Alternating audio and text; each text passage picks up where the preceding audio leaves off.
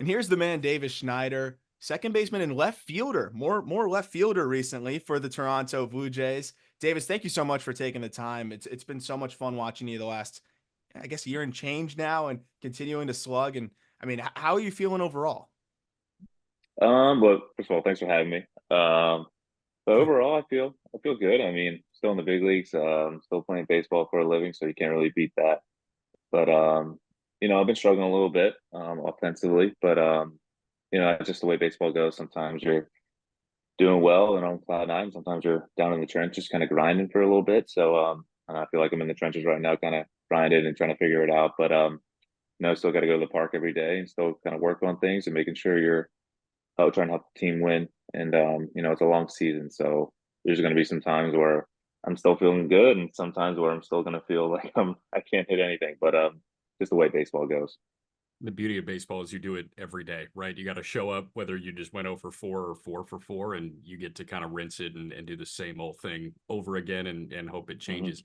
Real quick, are you running into issues going out to dinner in Toronto yet? I know when Aram talked to you when you first got up, like it was really no big deal. But do you kind of run into, hey, can we get a quick photo like me and the kid?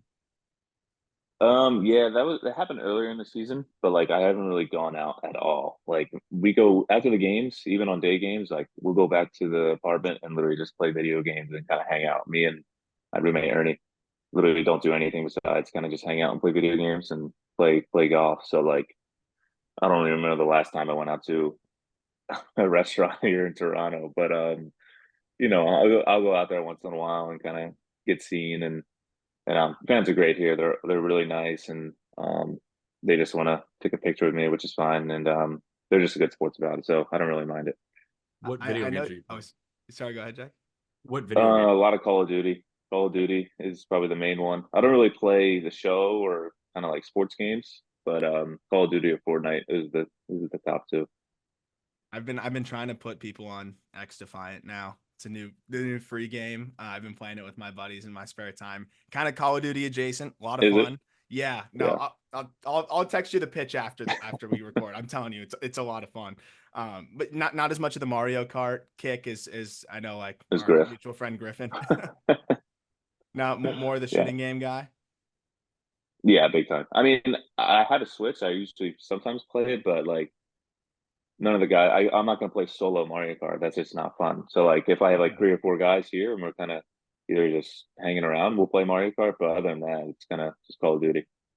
I want to go back to what you were saying about like struggling a little bit right now and just kind of getting in the trenches and getting through it because I mean, you're a hitter that I feel like when it's going. I mean, we saw what you did when you first got into the major leagues. I mean, you were one of the best hitters in the entire sport, and there was a lot of numbers even with your hot start to this season where, and I think if you queued it up with like the last 50 games or the last 80 games, you were up there with some of the best hitters in Major League Baseball. But of course, like anybody, like you have those ebbs and flows because the sport is so difficult, especially at the highest level. And we've seen this year where a lot of players coming up from AAA, they demolished AAA, get to the bigs, and just have struggled more than ever.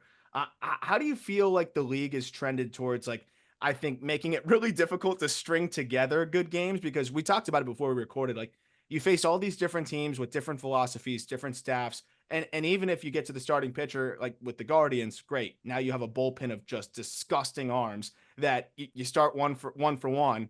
All of a sudden, you could be 1 for 4 and still feel like you were seeing the ball pretty well. Like, how do you manage that with just the amount of talent that's in the major leagues? And I just feel like I'd love to hear a little bit more about your mental approach because I think it's as impressive as anybody's that I've been able to talk to. Just the way that you're able to kind of keep your head up, stay positive, and always be able to get through the trenches, as you mentioned. Yeah, I mean, pitchers are just so impressively good now. I mean, not saying back in the 80s and 90s they weren't, but everyone has just monster stuff from their primary pitch to the secondary pitch. It's just lights out. And so, like, going into the game, you know that, like, obviously as a hitter, you don't want to give them too much credit. You don't want to go in there and be like, oh, I'm an automatic out. But, like, they just have really good stuff. So, like, you're only going to get one, maybe two pitches per at bat. And, you just got to be ready for it. And sometimes you miss those. And that's where, like, kind of the kind of the slumps kind of fall into is that you're missing those pitches where they're missing, but you got to make sure you're handling those. But pitchers are just so good, like I said, that baseball has become like I wouldn't even say a pitcher dominant sport now because there's a lot of really good hitters that are really doing really well, like Judge and Otani. They're kind of been, the top two best hitters, but I feel like OPS is down this year for a little bit. Um, but as a hitter, you just got to make sure you're working on the stuff that you need to work on for that specific pitcher that day. Obviously, he's trying to get you out, so he's going to pitch to your weaknesses, but sometimes he's going to pitch to his strength. So you're going to have to make sure you're either going to have to go up to the plate and kind of sit on what he's going to try to do to you or what he wants to do.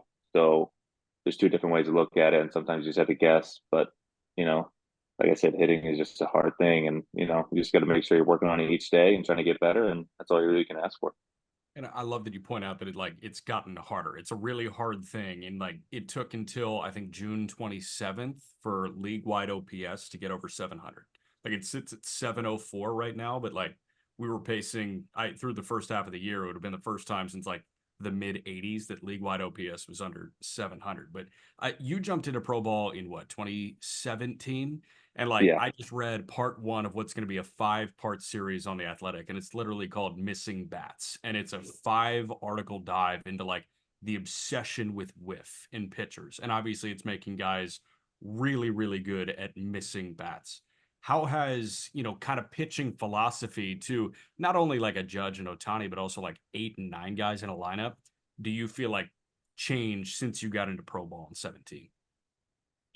I feel like pitchers are just getting smarter on how they throw baseballs. You know, I feel like their secondary stuff has gotten a lot better, and pitchers are more reliant on it now instead of just their fastball. Obviously, if you have a good fastball, they're going to throw a little bit more, but a lot of guys are throwing their secondary pitches for strikes and kind of can locate it really well. And I feel like, hitting a 92-mile-an-hour slider is pretty damn hard. So if you could throw that for a strike or throw that in the dirt and get a guy to whip on it, I feel like that's what you want to do all the time. But yeah, I feel like just the secondary stuff has gotten a lot better. Obviously, because everyone could throw hard, everyone still throws hard. And if you just throw a fastball, I mean, a hitter can hit on or sit on that and hit out of the park. But if you have a good secondary stuff, it's going to get in the hitter's mind. I don't know, this might be a possibility. He's going to throw it right here. So I feel like just the secondary stuff has gotten a lot better. Everyone's throwing either cutter now or I feel like there's been different waves of types of pitchers now. I feel like a couple years ago it was 4 seams at the top. Now it's throwing a cutter in. I feel like if the Dodgers or the Rays or the Yankees do something, I feel like a lot of teams kind of follow suit on that. What are those pitchers doing? And yeah, I feel like there's just different types of waves on the way pitchers do things. And I feel like this is just a lot of secondary stuff right now. I love that you brought that up because I feel like some of that continued change is also that hitters adjust to what's being done. And I know the sweeper phenomenon, right? And everyone was talking about that and how those pitches were performing, paired with that high fastball. And then numbers against sweepers for hitters continue to get better and better and better because you guys start game planning for that. You start learning, what you need to do with your swing path and what you need to do approach wise. How much do you feel like it's just kind of a chess match of adjusting back and forth at Major League Baseball? And I know you mentioned some of the teams kind of setting that trend. Do you feel like with hitters, it's kind of which teams can react and adjust quickly, and that's kind of the difference? Yeah, or I think that you make a good point. I feel like it's that too, but it's also the metrics and the analytics type stuff. Because obviously if a hitter or the hitters are kind of adjusting to it and hitting this pitch more often than they should, then they're going to revert back to whatever was working or whatever, or switch to something else. But I feel like it's also analytical. It's okay, pitchers are whipping this percentage on this pitch, so let's throw this a little bit more and stuff like that. So I think it goes hand in hand on a lot of different things. But it's definitely, I feel like analytical type of run sport now. So whatever kind of the guys in the front office kind of say to do. Obviously, pitchers kind of know what they want to throw and what works for them. But I feel like this is the trend now. So let's go to this and just kind of see if it works. And if it does, we'll just keep going with it. So, obviously you're talking about, pitchers attacking hitters, blue zones, if that, is the case, especially with like bullpen management I'm thinking about. And, at the beginning of your big league career, I bet, a lot of teams were IDing maybe other guys in the lineup, and it's like, oh, we'll get this guy as well. We'll try and get this guy as well in the eighth inning, but we're really keying in on this player in the Blue Jay lineup. Do you feel like that's kind of changing with like the success that you've had over your first 170 games or so in the major leagues? Like now you're starting to be one of those guys that is ID'd, and you'll see a pitching change that maybe like is working against, your weaknesses. Yeah, for sure. I mean, I feel like guys who have really good fastballs up in the zone, I feel like pitcher or teams are gonna have to or are gonna want to throw those guys towards me just because a high fastball is kind of my kryptonite a little bit. So for sure they're gonna game plan towards that. Like depending on the situation of the game, obviously, if we're a couple runs down or if we're a couple runs up, it really depends on that stuff. But I feel like everyone's game planning to the smallest detail each time. So like if the manager thinks this is a better situation to kind of throw this guy at me or someone else, he's going to do it. So like I feel like baseball, every run matters. So they're going to try to make sure they're imagining every little detail. To that point, I kind of want to work backwards a bit, and we're going to talk a bit about your journey through the minor leagues, but just breaking into Major League Baseball, what you did through your first 35 games, if some don't remember. I mean, your first 35 games in the big leagues, you launched 8 homers, 276, 404, 603 slash line, which is insane. It's a 176 WRC plus. So that's 76% above the league average as you make your big league debut. So, I mean, you don't see that very often, especially now where we're seeing so many of the top prospects really struggle to make that leap. What was it that you think allowed you to make that leap and perform the way that you did, right out of the gate? And then, to Jack's kind of question as well, like to build off of that, did you feel like there was anonymity working in your favor a little bit there, or were you just riding a nice stretch where, everything was just kind of clicking for you timing wise and you were seeing the ball well? I think it was a combination of everything. When I first got called up, Whit Merrifield texted me and kind of told me to come hang out with the guys the night before my debut. So I feel like that really helped a lot. I mean, a lot of people don't realize, being comfortable and kind of being friends with the guys on the team already helps a lot because when you get called up the first time, you're so nervous. You don't really know anyone. Like I wasn't in big league spring training last year, ironically enough. So like I didn't really know anyone on the team. And so Whit kind of made sure I was comfortable with the guys, got to know them a little bit the night before. And so that helped a lot. But I feel like I just got hot at the right time. I was seeing the ball well. I wasn't really thinking about my swing. I was just seeing the ball, hit ball at that point. I was just very confident in the box. I feel like, in baseball, sometimes hitters lose that confidence sometimes just because of the stretch they're in or they can't really see the ball as well. But I feel like everything was just clicking on all cylinders last August. But that was a fun time playing baseball. Every day is fun, but that was definitely the most enjoyable part of my career so far. But yeah, it was just one of those times where everything was clicking and I was just seeing everything, and I wasn't really trying to do too much, just trying to go out there, get a good at bat in my hands, and try to compete. And I did well for myself. So I was going to ask about big league spring training because, like, I think I've got it here. You had what, 9 ABs in 2023 big league spring training, but obviously that's end of game, and you're wearing a high number, and a lot of guys are already in their cars on the way back, I'm sure. But Yeah. like, were you actually going in there like pretty much not knowing anybody? I'm trying to think about guys that could have been up from Buffalo in the front half of the year, but like Barger wasn't there, Relvis wasn't there, Horwitz I don't think was there at the time. Like, did you have a relationship with anybody? Obviously, that text from Witt had to be huge. No, I know more people on the staff probably than I did like when it comes to the players. I'm trying to think. No one from AAA was up there when I was there. Because Spence got called up a month before, so he wasn't there. Ernie was also in AAA, so I didn't have him there. But and we had a lot of veteran guys on the team last year. I mean, we still have a bunch of good guys from the team last year, but like we had Chapman, Witt, Brandon Belt, I mean, I knew Bo a little bit and Bish, but like I wasn't like, like friends with them. We wouldn't go out together and like kind of hang out. Like I knew we were like acquaintances, I guess. But I knew just Hunter Mentz. He was our assistant hitting coach. He still is right now. He was our hitting coordinator a couple years ago, and so he was the only kind of guy I knew up there that I was comfortable with. But yeah, I didn't really know anyone, and all those guys were great. I just didn't really know them at the time, and I got to know them last year, and all those guys were really good to me, and still are. I still text Whit. Um, I still check in on Chappie on how he's doing. So they were a good group of guys last year. Then we have all the same guys last year besides a couple, but we have a good group of guys here in this clubhouse, and I'm going to be more grateful for the guys that were there last year too. That kind of helped me get through my first couple games there. I know you competed in Witt's charity golf tournament this offseason, right? How'd we do Yeah, on that that? was a lot of fun. I didn't come in first, Okay. but it was a lot of fun just seeing all the baseball players there, like Smoltz. He was the big name guy there, but it was a lot of fun. I mean, golf in Florida for 3 days, you can't really beat it. No, Dude, no, you can't. are you Yeah. scratch? You're really good, right? No, I'm not scratch.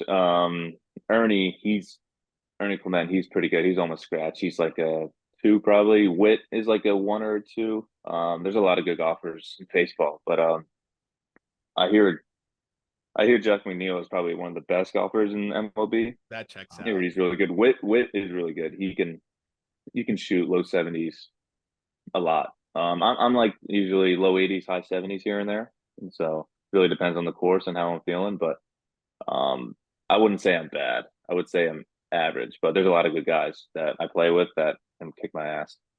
Well, you said you didn't win, so it's like you clearly hold yourself to a very high standard on the course too. So like, Well, yeah, you So want to go can't out there and try to win. So we did a scramble for Conine's charity for Conine's clubhouse and of course Jeff Conine's charity event. And I mean, there's a different level. Like that was another reminder of like, we did a scramble. It was me, Griff, our buddy Tom, and Davis. And I was like, I need one shot to matter. Like I just need to contribute one shot here. I'm not going to outdrive Davis for the love. Like there's just no chance. you outdrove me and Tom. I The think a one couple I clipped the times. one. I got one.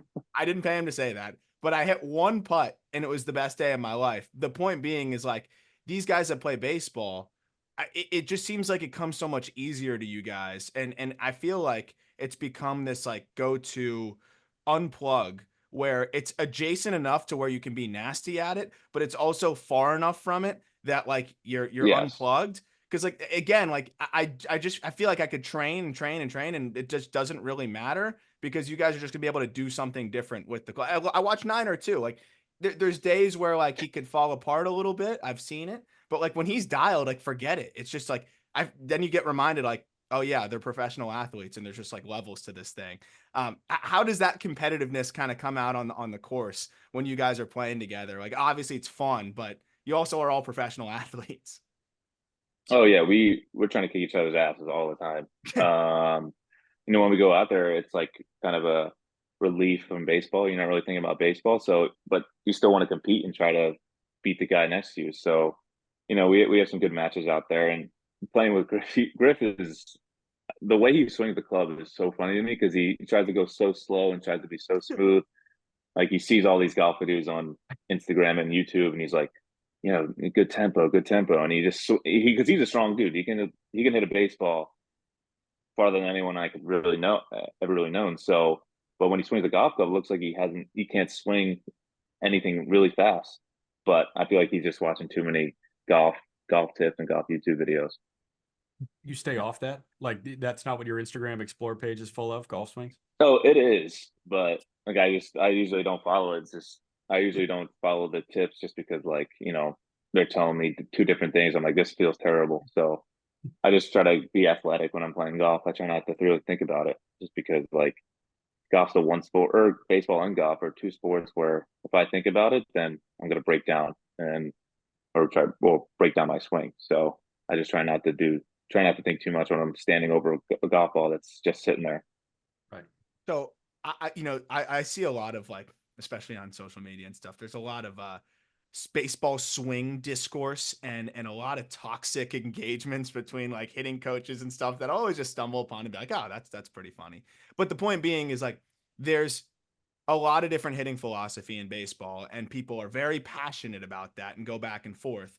And you know, it's kind of a lot of people don't even realize how much their philosophies actually overlap, and they're just using different terminology and slightly different things. Correct. With golf, though, I don't know enough. Like again, I'm excited to move to Florida because I'm gonna get my game up hopefully when I move there. But like, do you feel like there's more? It's more like one way to swing the golf club versus with baseball. There's a little bit more malleability to it. Or like, I'm just curious what you think about like the two different philosophies. Given that I know you do play a fair amount of golf, and obviously you are very thoughtful with your swing. You know your swing feels and everything you're trying to do in the box. Yeah, golf is, I feel like there's only maybe one or two ways to kind of think about swinging it. So you want to swing down on it, a driver, you want to swing up on it. So like there's only like a handful of ways to kind of really do it. In baseball, there's a million ways to do it now. There's a million ways to think about it and kind of feel wise. Um, yeah, baseball now, I feel like so it's a good thing and a bad thing with all these new hitting philosophies because I feel like um you as a player, you got to experiment and kind of figure out what works for you. Just because there's a lot of good hitters in this game with different ways to swing the bat. Like take Justin Turner for example. Justin Turner and Aaron Judge have two different swings, like complete opposites, really. And the way they go about it are, like I said, two completely different type of ideologies. But they're two very good hitters. And if you've kind of talked with them, their idea might be a little bit different, but they're very similar. Like when it comes to their actual swing, obviously Justin kind of moves up in the box a little bit, or kind of glides up a little bit, and Judge literally just does not move his head at all. But if you kind of break down their swing, there's similarities in their swing also. But you know, JT always says like you got to figure out what works for you and kind of make sure you're kind of sticking with that the whole time. And I'm a big experimenter. I kind of experiment my swing and trying to change my swing a lot just because I'm a big feel guy. So if I feel off and on this day, I gotta make sure I'm kind of feeling right. So I gotta make sure I fix something. And I kind of like my hands at different spots. It's just the way I work. I've always been like that. You know, arm nose grip. He kind of does the same thing. He kind of switches his hands up a lot too, and I like it. It kind of makes my mind go into the right place. Because if I'm sticking to the one thing and it's not working, and I feel uncomfortable, then I'm like, okay, I'm not getting better. I'm not doing what I need to do to get better. So I like kind of like to switch it up, and that's just the way I am. I'm always going to be like that. Even when sometimes I'm going well and something's working and I feel bad, I'm going to switch it just the way it works. But you know, I think hitting nowadays, it's you just got to figure out what works for you. And a lot of guys have different ways of swing, and I feel like that's a good thing because baseball is not. It shouldn't be one thing or the highway. I feel like there's a lot of just different ways to kind of get your swing off, and a lot of ways to kind of think about it and kind of go about it. So there's, you know, examples of, excuse me, examples of players succeeding that way. I mean, Cal Ripken had a different setup, you know, almost every single time you checked in. So, I Mm-hmm. mean, that clearly works for some of the best who have ever done it. But there's also that like line you want to toe, right? Where it's like, I'm not changing too much to where I'm chasing my own tail and kind of setting myself too far from what I normally do. Obviously, you toe that line successfully because, you know, even when you say you're not doing well or whatever, it's a dry stretch for you. You always end up having a nice stretch out on the other side of that, and that's why you've been well above big league average even this year as well. So like, how do you toe that line of hey being malleable and being willing to kind of get those different feels going, but also not taking yourself too far away from the Davis Schneider that is earned his way to the big leagues and has established himself as a good big leaguer? Yeah, I feel like my swing, so my setup and like my thought process, like when we before the at bat, I feel like that's going to be different. But I feel like my swing is always kind of going to be the same. Like when you kind of break it down and kind of look at video. But beforehand, it's going to be different. It's all more about feel than actual swing. And so that's what I kind of think about. I think about feel. Now, I don't really ever think about my swing, what it kind of needs to do, because I feel like naturally it's going to go to that same exact spot where it's always been. But the feel wise and kind of the approach wise are going to be different just because, like, I'm not seeing the outside pitch as well. So I'm going to make sure I'm kind of get behind it a little bit more and kind of maybe make sure I see a little bit deeper, or vice versa inside. I got to make sure I'm staying tighter and kind of seeing that pitch a little more out front. So like that stuff changes, but the swing I feel like always stays the same in my opinion. Obviously, there's some people who they switch something, their swing's gonna be a little bit different, but I feel like my swing kind of stays a little bit same. Obviously, sometimes it gets out of whack and adjustments need to be made, but majority of the time I feel like it kind of stays the same. It's just the approach and the mindset kind of changes for me. How often do you feel like you're changing the approach and the mindset? Like, is it a daily thing? Hey, I come to the ballpark and I feel this, or is it, hey, you can be good for 2 weeks, 2.5 weeks, and then all of a sudden you feel off and it's time to try and find something else? Yeah, when you're going good, you're not thinking about anything. You're just kind of going up there, and your time is going to be there. You're seeing the ball great. So like when you're going good, you're not thinking about mechanics or kind of basically anything. In my opinion is the way I do it. But yeah, when you're in that tough stretch, um, it's you just got to make sure. It really depends on the pitcher, to be honest, too. Like if that guy is throwing the ball outside, heaters away, your approach has to be kind of make sure you're kind of seeing it deep and hit it that way. You kind of have to give up the inside pitch a little bit, or if the guy's throwing a lot of off speed, make sure you're kind of focused on right center. And then if he ends up hanging it, pull it to left field. So it really depends on the pitcher and what they're trying to do to you and their hot zones. Yeah. So I mean, yeah, Garrett Cole's throwing Sunday, so like he's going to throw a lot of fastballs. So make sure you're on fastballs on the top of the zone because that's his bread and butter. I mean, if he comes in 3 fastballs at 98 inside, just going to have to tip your cap because the chances of you getting to that are very rare. But he's just going to try to, I think, just throw fastballs, and that's because that's his bread and butter. Obviously, he has a slider and good at secondary pitches, but be on time for the heater. I'm curious, real quick, Aram. Sorry, but I know Aram and Owen Casey had a great sit down, and Casey was talking about watching video on the upcoming pitcher each night before he goes to bed. And it's like, I want to pretty much have an individual hitters meeting with myself before we have the hitters meeting at the ballpark. Now that you're, in the league, you played over 100 games in the show, and you're seeing probably repeat arms at this point.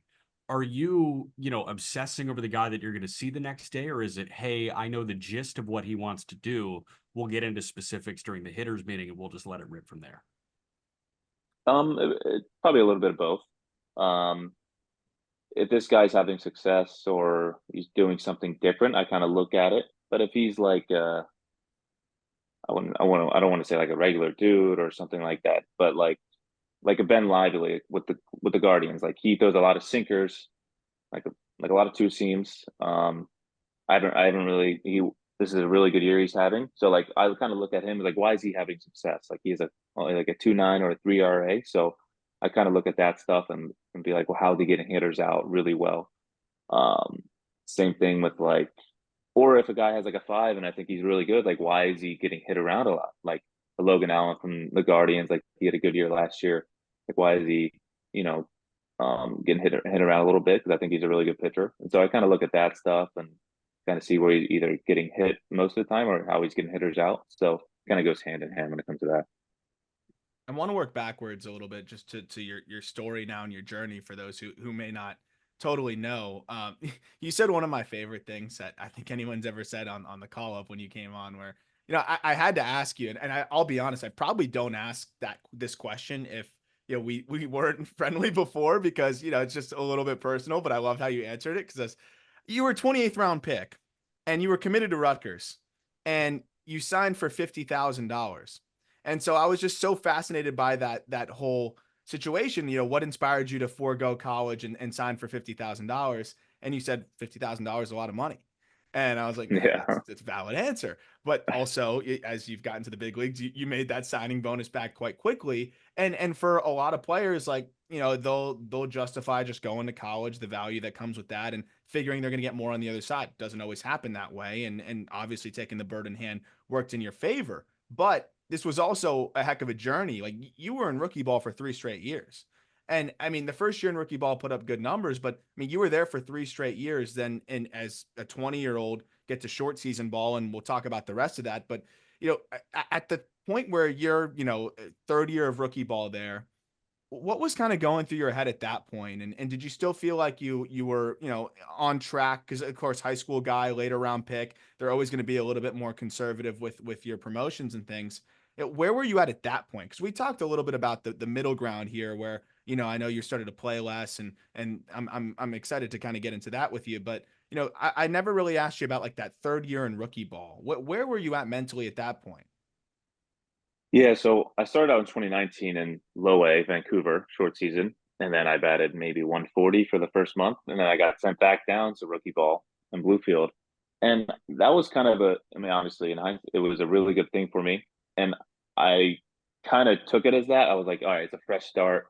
Let me go back down there, kind of make sure like I figure stuff out here, and I did well there. But at the end, that was when baseball was fun for me that year. Like, in the beginning of the year, it wasn't. I was batting 140 in Vancouver, but then it started being. I started having fun again. That's one of my met one of my good buddies, Spence Horowitz. He's obviously up here now. He was in Bluefield with me, so I mean that was actually a fun year in hindsight. And then obviously COVID happened, and that kind of set a lot of people back, kind of pushed people back a year, and kind of jam loaded a lot of different levels.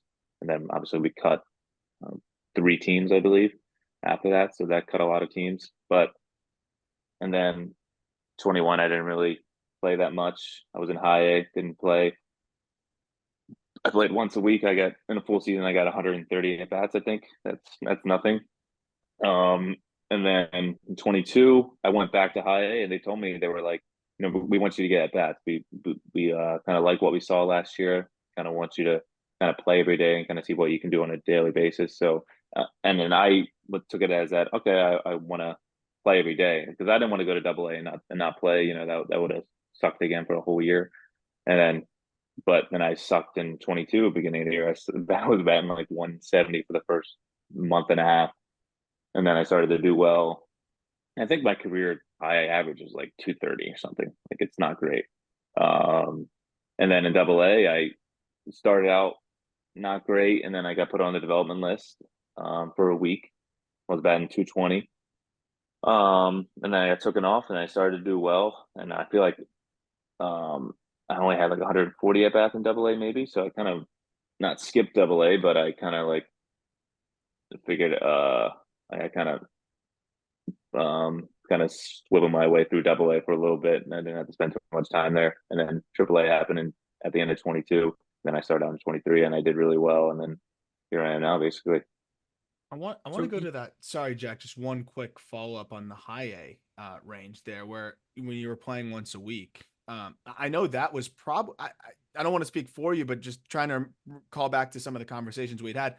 That was probably one of the more difficult stretches for you in your professional career, I'd imagine. Because I mean, at that point, you're kind of wondering, right? Like, am I going to even play enough to be able to prove myself or be able to turn things around? Like, it's one thing to struggle and not really be able to turn it around, but you have the opportunity to every day. And there's the other Mhm. side of it's like, okay, I'm playing once a week. You're probably pressing a little bit more, and then you don't have a great game, and you're wondering when you're going to get your next chance to perform again. Like, how did you manage that, and kind of where were you at mentally at that point, and through that journey that you led us through? Like, was there ever a point where you really started to wonder if this thing was ever going to happen?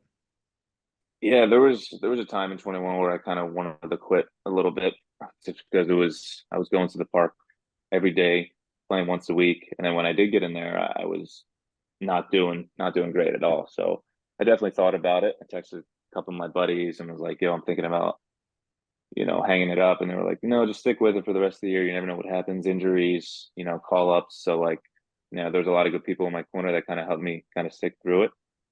Um, but like there was a lot of good people on that team too that kind of helped me kind of get through it too, just because you go to the ballpark every day and you're not just playing baseball, you're hanging out with your buddies too. So like that helped me a lot. Um, but yeah, it was a grind. I mean, baseball still is a grind, even though when you're in the big leagues, it's a tough sport. It'll eat at you mentally, but sometimes whenever I have a bad game, I go over four with 4 Ks. I kind of look back and realize like I'm still playing baseball. Like there's nothing better. There's nothing can beat it. Like there's worse things in the world than striking out in a Major League Baseball game or even any baseball game, Yeah. as you say it. But I feel like I come to hold a lot of gratitude lately, just because like there's worse things in the world. There's a lot of stuff going on in the world that like we're kind of dumb to. Like there's stuff in the Middle East going on and stuff in America that's not good. So like we have it good no matter what happens out on that field. Like if we lose 50 games or win 50 games in a row, like it doesn't really it matters. Like you want to go out there and compete and win and play for the fans and play for the guys next to you. But at the end of the day, like there's more important things in the world to kind of worry about and kind of focus your mind on. At that point in the minor leagues, when that frustration started to set in, you mentioned it. Like it's not only playing baseball; it's also hanging out, and the amount of time that you spend in a clubhouse with those 28 other guys, and then the support staff as well that's there, coaching staff, training staff, all that.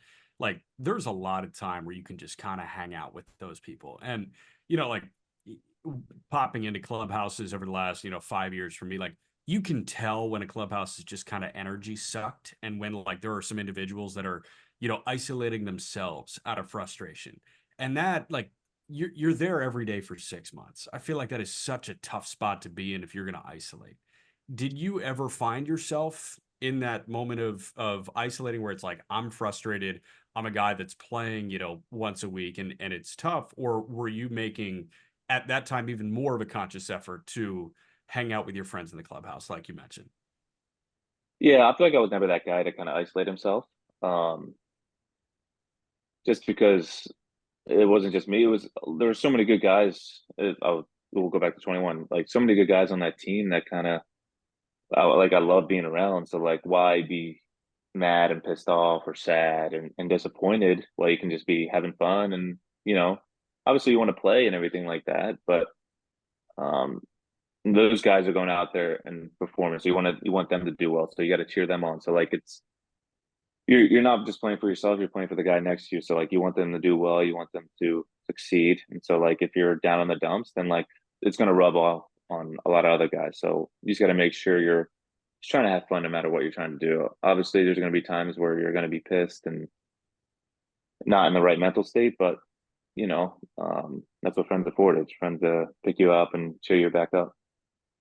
You mentioned having good people in your corner. Your family is an excellent example of that. Your dad is hilarious, and I would say as supportive as they come. But I've seen other family members campaigning for your all-star votes, and that's been awesome. I think like old.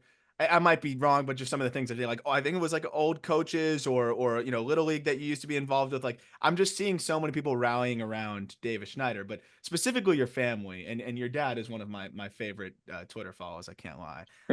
He's so much fun, but also I've seen him just have a few moments where he's like my I'm so proud of my son. Like I can't believe I'm here at this ball game for my son. I saw one where you mentioned you kind of idolizing Mike Trout being a Jersey kid, just also being a guy that made it to the big leagues the way that he did, and obviously how do you not idolize what he does on the field? And also, ironically, similar blue zone at the top. So proving that you can dominate still with that slight blue zone at the top. But I would just love to hear like a little bit about just the familial aspect to it too, because you mentioned going out and competing for the Jays fans and for yourself and for your teammates. But I feel it seems like a big part of it is going out there and competing for your family too, because they seem to just get so much joy out of watching you do what brings you joy. Yeah, my family has been through a lot. We lost my brother 4 years ago, in 2020. And then recently, my dad's dad passed away last year, and so like my family's been through a lot the past couple of years. So it's good to see them smile a little bit and kind of have fun with it. Just because like when there's nothing better than support from your family, and I have one of the best families out there, so I couldn't be more thankful and grateful for them and everything they kind of do. But yeah, it is kind of funny seeing them kind of run with it and kind of enjoying themselves as well. My sisters, on Twitter, and my dad on Twitter, they're kind of a riot. And you guys still see me? Sorry. Yes. Yeah, we got Yes. you. Oh yeah. And yeah, they're just kind of having fun with it and everything like that. but I don't have Twitter, so I don't really kind of see what they kind of tweet out or anything like that. But a lot of my buddies have it, and they kind of show me what my dad either says or my sister says. So it is kind of funny. But I love them and can be more thankful for them to kind of support me, and they love it as well. They love baseball, and they love kind of just watching not just me, but a lot of my friends kind of do the same thing. They follow a lot of my buddies kind of in the minor leagues and in the big leagues. So they follow Griff, they follow Yeah. my friend Buddy Kennedy with the Phillies, so they kind of know baseball as well. They don't know it too well. They just kind of know like a little bit. My dad knows it, obviously, but my sisters, they kind of know just the main things, but they love it. I love watching your dad. He's incredibly supportive of your friends too. That is the Yeah, other fun part where like he doesn't miss if Griff's balling out or if somebody else is yeah, balling out, like he's on it, which I yeah. absolutely love. I haven't come across your dad yet on Twitter, but I have come across your sister. And your sister, like, electric tweets coming from your sister too. And there are a couple big leaguers that just have like siblings that are all in. I'm sure you've seen Jake Berger's sister, like Yes, also great. all about Jake Berger's success, which is awesome. But I mean, like, I'm sure she can understand. It's like, hey, you've got, back-to-back games with a homer. That's huge and things like that. Are they starting to campaign for Arlington? Are they trying to start looking at Airbnbs in Arlington? What's going on here? I'm definitely not gonna be an all-star. I've been sucking lately. So I mean, I don't deserve to be in an all-star or anything like that. But they're trying to do it. They're trying to make sure I'm in there. But there's a lot of good players in the big leagues, and the fact that just they even be on a ballot is kind of still mind blowing to me, and kind of still getting votes. Like that's crazy to me. I And I so, was I but was gonna ask that. That's the yeah, craziest part. there's a lot of good. I mean, I played more. I mean, it's a good thing I'm at second base, obviously, in the ballot, and I barely played. I mean, I played a lot more left field. So I feel like I'm considered a left fielder now or an outfielder, and I would never be in consideration in an outfield. But to be in consideration for a second baseman in the All Star game is pretty crazy. I was gonna ask you that because like that's something that when we're just like sitting around hanging out, like can you believe that 490,000 people clicked Davis Schneider and submitted that? Like, I know for you that again, it's not like you're the day one guy, number one overall pick that's been like, having this circus around you at all times. Like, I got to imagine for you, like just seeing that. And I think that was the number. I was scrolling through and literally as I was looking at the All-Star voting, I'm like, oh, I got to ask Davis what this feels like. And that's Like crazy. Yeah, I seeing didn't the know it was that hundreds of much. thousands number next to your name, and those are actual people clicking Davis Schneider vote. Like that has to be pretty surreal. It is. I feel like after the year, it's really gonna kind of sink in for me. I know at the end of last year, after everything that happened in the offseason, that's really when it kind of kicked in. But I feel like after each year, it's the offseason where it's really kind of it's gonna really gonna hone down on what I did that year. But right now, I'm still just kind of going to the park and making sure I'm competing that day. So when the season ends, I'm really gonna be like, damn, that was a cool way to kind of go out this year. But yeah, the All Star votes are crazy. I feel like most of them are probably my sisters and a lot of my friends. But it is still cool to see just like the support the fans have. Because Toronto has a really good fan base, and they show out every day. Yeah, I'm not sure your sister and her friends could vote 400,000 times stretch. True, that's true. You've got an entire country behind you, man, which is like so cool. And that's the last thing I've got for you. Like the Blue Jays have as unique of a fan base as you could possibly dream up because it's an entire country. Especially after Montreal moved to DC, like I know a lot of, people on that side of Canada gravitated towards Jays baseball and it's on nationwide. Have you experienced anything close to something like this, as a visitor in an opposing ballpark? Like the Jays fan base has to be so ridiculously unique. It is. I mean, this is my only team I've been a part of, so like I haven't really got the experience. If I was in a different organization, I don't really know the ins and outs of like other fan bases. But this is great. This is one of the few places where I could really see myself playing all the time. Obviously, playing in Philly or playing kind of close to home, like in Baltimore, New York, would be pretty cool. But Toronto's just as cool, and the fans are here are pretty sick. And mean, they love baseball. They're very supportive. Yeah, like you said, it's a whole country. So like from British Columbia all the way to whatever the other end is, Nova Scotia, I guess. I guess that's the other end, right? Good on you on your Canadian geography. I have no idea. Yeah, I have no idea. I'll say Quebec. Um, but yeah, they're great. Because they want to win and they want to make sure we're going out there and getting everything we got. Um, it's been a while since they won a World Series. It's been since '93, and they just want to make sure we're going out there and trying to compete and then putting on a good game for them because they deserve it. I mean, fans deserve it no matter what because the way ticket prices are going up now and everything getting more expensive, they deserve us to kind of make sure we're going out there and giving everything we got, giving 100% and going out there and trying to compete, trying to win games. And, baseball's a tough sport, but, fans make it all worth it. Good shout on Nova Scotia. You were right there. Wow. Was it? Okay. I got it. There you go. Last one for me. I mean, we've already kept you long enough. I didn't even realize how long we've kept you. Thank you so much again for Yeah, taking of course. all the time. What makes this a successful year for Davis Schneider? And I know you're very geared. Anytime I text you like, hey, great stretch or whatever, you say, oh, like, yeah, the Jays need to get rolling here, or oh, we're heating up or whatever. So like, I know that your answer is going to kind of be that. So I want to try to make you a little bit more selfish here. Like, what's a successful year for Davis Schneider in a vacuum? Like, what would you like to see from yourself this year? To build on that, and really, what is your first full big league season? To win a World Series, that would be the make playoffs, win the World Series. I feel like that's the number one goal for anyone playing this game. But for me personally, baseball the one sport where if you try to think about stats or things you're gonna want to try to do and want to do, then they're not going to happen. So I just want to go make sure I'm putting in the work in the field and letting that work pay off out on the field. So putting the work in the cage and then letting that pay off out on the field because that's all you can really ask for and really kind of want to try to do. Because like I said, if you try to worry about the other things you can't control, they're not going to happen. So making sure I'm in a good spot mentally, physically to go out there and compete and try to win a game each night. That's all you can really do and really can ask for. And I'm going to try to do that each night in each game. Some fun Davis Schneider trivia. If anyone ever asks what his favorite show is, it's Seinfeld, and it's not close, right? It's definitely one I can watch all the time. Ooh.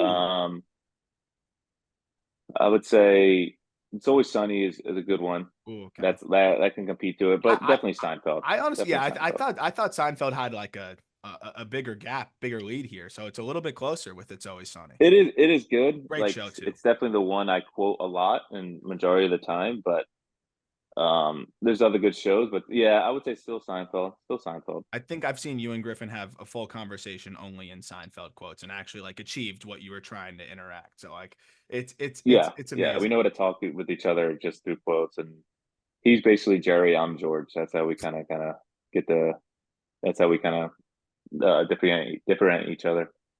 I love that. Well, dude, thank you Sure. so much. I mean, this is so much of your time already. Thank you so much for hanging out with No, you're us good. and taking Yeah. time out of the season to hang out. And we're gonna still push for your All-Star campaign, whether you like it or not. We're gonna try to mobilize the audience and join the family push. But hey, you got time too, though. With the way you can heat up, you might make it easy for us. So I wouldn't sell yourself So, short there. But again, thank you so much for taking the time, dude, and best of luck the rest of the way. nice guys. I appreciate it.